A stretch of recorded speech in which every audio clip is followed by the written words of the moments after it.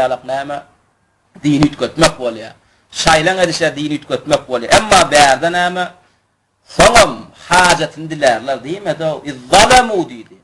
Zulüm etseler, dine garşy etseler, günah etseler diýdi. Haçanna olar ogul gerek bolsa gelip senden dile diýmedi.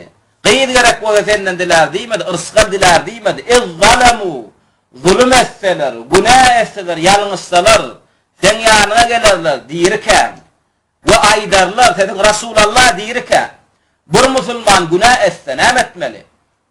Rasulullah ýanyna gelmeli ýokman, Peygamberin ýanyna gelip ya Rasulullah tawban kabul et, bagışlayan näme Allah'dan günahymyň geçmekligini soraýan.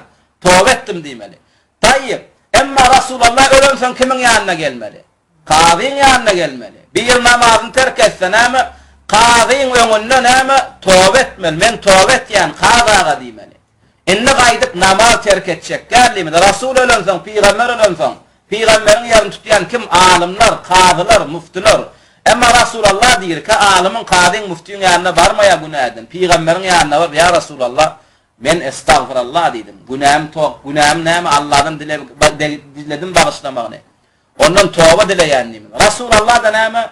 Haýyş etse de olary dileşereken. Rasulullah senden hem haýyş etýär, dileş diýdi. Rasulullah dileşereken. Bunu hiç kim inkar eden ha? Bir awliya pir adam diýiri bolsa gelip näme bir pire diýen.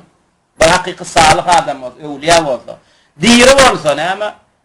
Pirem günah eden bolsa bar şoňa diýbilýär. Pir aga men bir günahkar adam. Kan zina etdim, şirk etdim, dine garşy çykdym.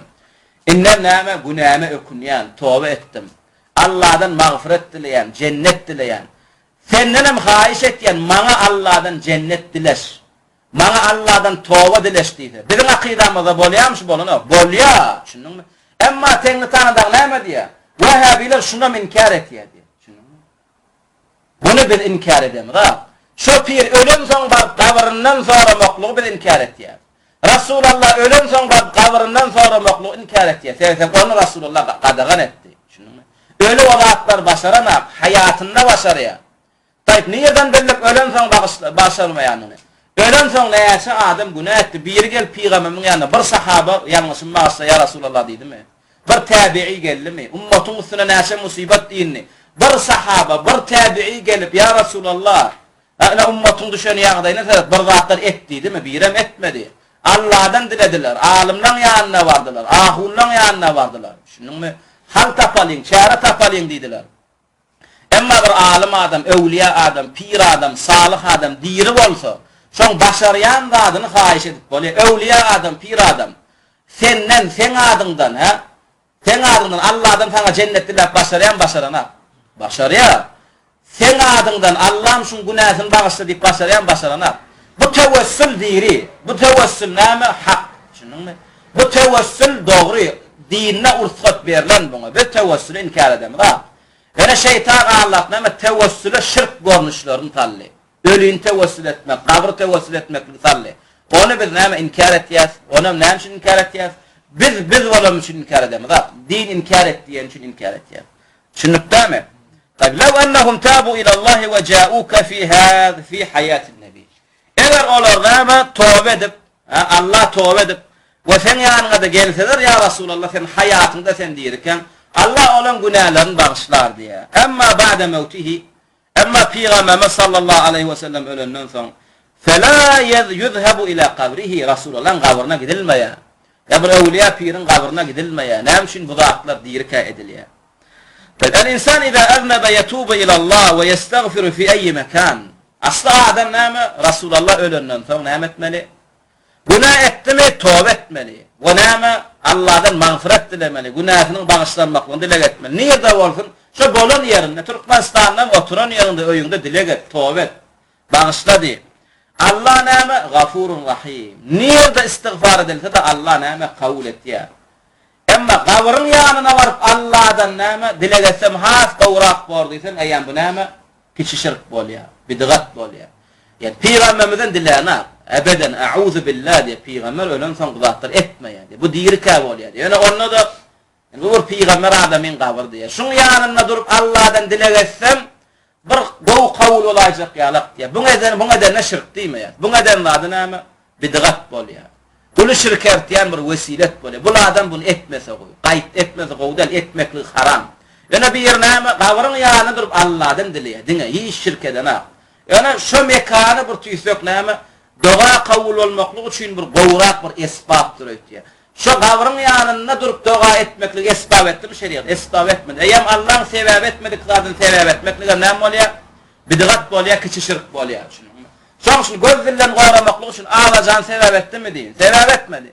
Neden dinin sebep etmedik kadın bir daha da sebep bulunsan küçük şirk oluyor. Emma yok şu kavrın ödün ama kabul etmedi. Gönümel kavrdan sonra sen ne oluyor? Eğer ul şirk oluyor, müşrik oluyor, dinden çıkıyor. Son için وَلَا يَحْتَاجُ أَنْ يَذْهَبَ إِلَى قَبْرِ الرَّسُولِ كَمَا يَقُولُ الْمُخَرِّفُونَ الْآنِ. Son için yankı ayetler ütkötüyen nama, Kur'an'ı ütkötüyen müşrikler, bidgatçılar nama, Peygamberimizin kabrına gitmeliyorlar. O zatlar batıl kurulun. İnne hâzâ yedullu ala ennel muznibe yezhebu indel kabr ve yetlubu minel rasul el musamahada ve yestağfir indel kabr. İnne bunun bey demekliğini hemen anlatıyor. Dille demeselerim. Peygamberin kabrına gitmeli demeklerini hemen anlatıyor. Olur eyyem Peygamberimiz neyme ölüm olsa bağışlayabiliyor deyip nemet yalar. Gönümül Peygamberden dile, Peygamberden bağışlamakın dile diye. Eyyem o neyme oluyor? Ul şirk oluyor. Şunu mu? Tayyip. وَالرَّسُولُ مَا أَمَرَ أَنْ يُسْتَغْفَرَ عِنْدَ قَبْرِهِ diye. وَيُسْتَغْفَرَ عِنْدَ الْقَبْرِ. Hada kedip. Bulan diye yalan tökmek. Yalan. Dinden alaklat yok. الرَّسُولُ مَا أَمَرَ أَنْ يُسْتَغْفَرَ عِنْدَ قَبْرِهِ. Peygamberimiz sallallahu aleyhi ve sellem bir yerde de neyme men kabrımın yanına gelip neyme Allah'tan istiğfar soran, günah bağışlanmaktan soran ya da men kabrımın yanına gelip menden soran diyen yer yok. Şu oturan yerimizden neyme bütün alemu müşriklerine neyme davet etiyor. Bir yerde hadis bab olsa getirsinler. Peygamber men kabrımın yanına dile edin ya da men kabrıma gelip menden dile edin diyen bir hadis tapsın biz bak Resulullah'ın kabrından dile geçelim. Bir hadis getirsinler, bir hadis yok oğlanlar, bir hadis yok. Bir hadis, bir ayet müşrikçiliği kollayan hadis ayet yok. Bir ayet, bir hadis müşrikçiliği kollayan. Şu oturan yerimizden çağır ya. Kim olsun? Bir şermekli olsa tengli tamam. Yeni şermekli bilen kuşaklı olsa ama gayratının cemlesinden emneme gözlesin, kitap ağdarsın, Kur'an ağdarsın. Bir hadis tapsın ama kâle Resulallah desin. Resulallah dedi. Men kabrımdan sonra ya men kabrıma gelip neme dile edin diyen bir sahih hadis getirsin. Bir sahih hadis. Ama yasalan hadis, on ben adım yasap veren hadis. Tengli tarak olsun görmesin. Yasacak olsa ben özüm yasap vereyim. Peygamberimiz dedi gelip neme men kabrımdan dilen neme men onun günahını bağışlayayım. Kime yönködüm şu dedi? Peygamber'e yönködüm hadis mi hadisse? Onun ıtıkadına hadis. Bizim ıtıkadımızda bu görürüm küfür, yalan. Beydip yasalayalmasa, kötönmesin men özüm uğradoyun yasap. Şu ya hadise neyme ıtıkad ettiyen mi olsa? Yok, sahih hadis getirsin. İtibarlı amal edilen hadis getirsin. Ölüyünçe de tapmaya. Ölüyünçe de tapmaya. Ölüyünçe de. Tayyip. Tayyip. Ve vaslu ve sahaba kanu yezhebun ile kabr Rasul li yestağfiru. Ve peygamberin hayatında günah edenlerine peygamberin yanına gelen sahabalar ölüm son biren peygamberin kabrına barmadı. Ne şeyden onun zihninde kuyulan ne? Diyirka geliniyor. Diyirka gelinenini de gönümül peygamberden talep edilen günahını bağışladı. Yani o günahını peygambere etmedi. O günahını Allah etti. Allah'ın karşısına etti. Peygamberin yanına gelenlerini de ne soruyordular? Ya Resulallah senem dileş diyediler. Şunun mu? Resulallah gönümül ödü bağışlayadı mı ya Allah'dan dileyedi mi? Resulallah da Allah'dan dileyedi. Tayyip diyirka Resulullah'ın yanına gelen sahabalar ölüm son bardıların peygamberin kabrına. Barmadılar. Onunla sahabalara müvehhabi. Dedim onun düşüncesinde neyme? Evliyalan, pirlan, sahabalan, neyme? Peygamberin kabrına barmasızlık neyme? Vehhabilik sahiyalar. Onunla sahabaların müvehhabi. Ve şeytmeyenin peygamberi yigreniyen sahiyalar. Onunla sahabaların peygamberi yigreniyen ekenler. Neyme evliya pirlan kabrına şeytmeyen evliya pirler neyme söymeyen sahiyalar. Onunla sahabaların söyüyene okenler. Şu sahabaların dini bize din boluyor. Emma müşriklerin dini bize din boluna. Sahabaların edenini ettiyer, etmediğini edeminden. Şu sahabalar yanlışlarını olsa bir yanlış ayacak. Şu sahabaların yanlışlarını bir için yanlışlık. Tayyip. Kanu yetubuna ilallah fi eyyi mekan. Sahabalar nâmedir Resulullah öyleyse günah eden nâme. Günah eden yerine tövbe ederdiler. Ve gönü näme goýakda bolan Allah'dan näme ederdiler? Rabbim günahımı bağışla deyip dile ederdiler. La yahtaju ila en tezhebe ila kabrihi. Resulullah'ın kabri bolsun ya başka bir kabri bolsun. Ona gitmeklik şertte. Walakin hada fi hayatir Rasul. Peygamber dirka gelmediler. Düşündünmü? فهذا إساءة في حق الرسول صلى الله عليه وسلم فهم يذهبون ويعتذرون عند الرسول بعد التوبة إلى الله عز وجل. Tayyip. Näme üçin Peygamberin ýanyna barýardylar? Peygamberin hayatında günah eden, Peygamberin hayatında günah edenligi nädip bilýärdi? Peygamberin garşysyna çykanlygy bilen bilýärdi. Dogry dämi? Eýer Peygamberin hayatında günah eden, Allah'ın hakkında ve Resul'ün hakkında da yanlışlığı bolýar. Dogry dämi? Peygamber etdiýip dur hem aňyryk gidip Peygamberin etdiýänini edenap. Hem günah ettin Allah'ın hakkında ve hem edepsizlik ettin ve näme yanlışlyk ettin Resulullah'ın hakkında. Şoň üçin Peygamber diýirkä gelip Allah'dan näme Rabbim günahymı bağışla diýişiň alyp ya Resulullah seňe garşyňa edipdir näme meni bağışla diýmeli. Şu wagt turip bir ýeriniň gulagynyň döňe şapbat berseň bağışla diýmelim diýmeli. Şunuňmy? Diýmeli men seň hakkynda yanlışdym. Resulullah'ın hakam näme de diýirkä?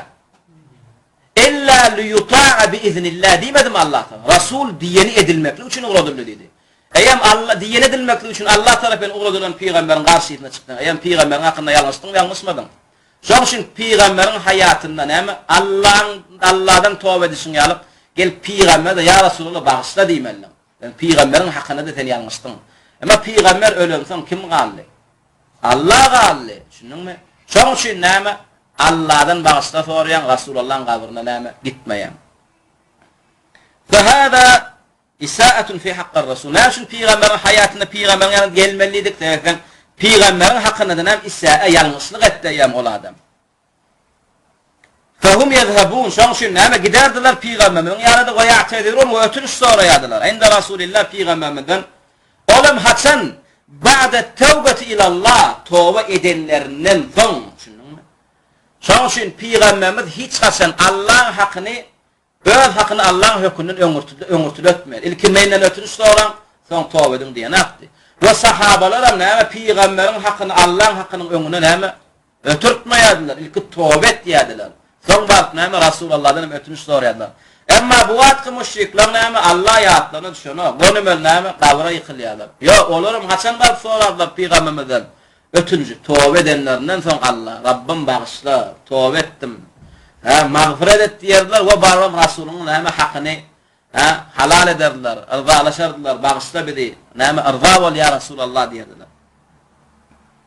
Fakana hada fihi muhalafetun lillah ve muhalafetun lirrasul. Peygamberin hayatında bir ýalňyşda näme Allah'ın hakkında ve Resulüň hakkında garşylyk goýberme hataplanylýardy. فالمخالفة في حق الله لها الاستغفار. Allah hakkında yanlışmaklığın hakkı nämedi? İstiğfar etmekti. Günah bağışlamaklığın soramakdı Allah'dan. Vel muhalefeti fi hakkar Rasul. Peygamberin hakkında yanlışmaklık nämedi? Peygamberin ýanyna gidip yatlubuna minhu'l musamahata vel afu anhu.